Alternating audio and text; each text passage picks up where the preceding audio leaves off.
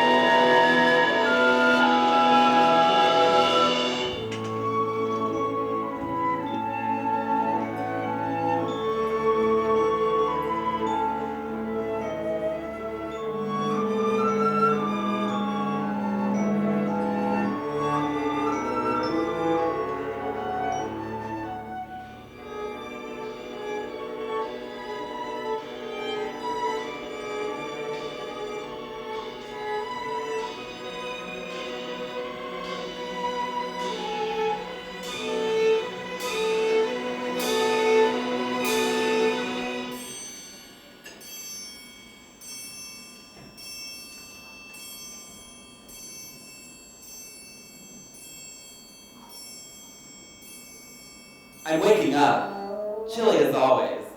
My cat pawing at the door and scratching at the carpet. No, stop it, I moan. I reach for the nearest inanimate object. It goes flying across the floor, my cat dodging. Meow. Stop, stare, glare. I leap out of bed, unable to fall back to sleep. I notice through my window the fog rolling by. I am reminded of the dead of winter by the bareness of the trees. The sun hidden beneath the clouds. I walk down the stairs, the cab rushing by, trampling my feet. The creaking of the floor follows me throughout the house. Another boring day. My feet still bare, my toes clamping beneath the slightly wet carpet. There's my grandma, sitting, smoking her Virginia Slims. I dash out before she opens her mouth. I tiptoe to the mailbox, dodging the bunches of gravel and pine needles. Creak, crack, bam! No mail today. I race back to the house. She looks at me. Come lift this. Come move this. Do this. Do that. I shrug. Time to leave. Where I'm from is not where I want to be. The next thing you know, I'm road tripping through the US of A, down through sunny California, 790 miles through the Lone Star State, and finally, up east to the Big Apple. I'm here. And here, again, I stop, I stare, and I glare into the city that gleams so brightly with energy and promise. I am overwhelmed with jubilation. I have finally reached my destination, the destination. Where I am now is where I want to be from now on.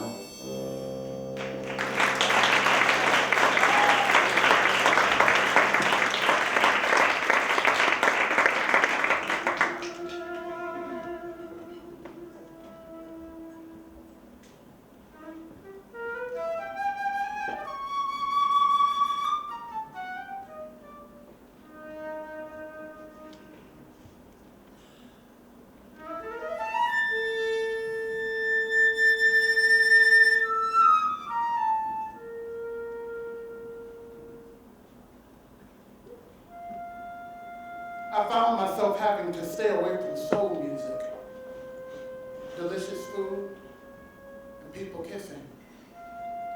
And anything else that reminds me of everything that I don't have.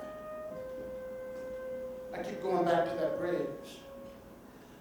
That bridge in my mind called misery, and the pain in my heart that keeps telling me to jump. And God, who keeps calling me back from the edge, every time I'm there, he whispers in my ear and says, your depression has kept you in the passenger seat of your own life. When are you going to let me take control? So I let him have it. And then moments later, I was happy again. See, I'm a firm believer in the walls talking because I often have conversations with them in my spare time. We usually talk about death and suicide. And then I hear God whisper in my ear and say, practice being present. And then my eyes suddenly see the crowd of people in the room that I zoned out from. And then I was happy again. Then there are those days when I only wake up because I have a good reason to. I go take a shower and then I go look in the mirror. And I see the walls that were blocking me from the love that was already present. And then I say to myself that I'm ugly. And that's why I'm alone. Then God whispers to me and says, not even in your ugliness can you erase the beauty that was already there. You can only erase your realization of it. Then he goes on to say, beauty is not sexiness. Beauty is completeness. And even till the end of your journey, which you believe is just yourself, I whisper to you every time just to remind you that you're not alone. And I'll never leave. And then I was happy again. And so it is.